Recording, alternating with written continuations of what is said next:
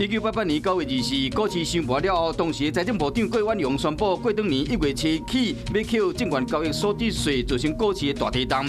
拜股市是全面败停，几天后，证交所将落户减半9个地区，连败19天。郭婉容在抗议声中示尽。1993年9月24日，菲律宾已经过身的总统马可斯为松以美代和菲律宾反贪污法庭判24年，并且褫夺公权终身，因为伊被控在马可斯主政的时期涉嫌贪污几百亿的美金。26年后的即马，以美代官司要伫判。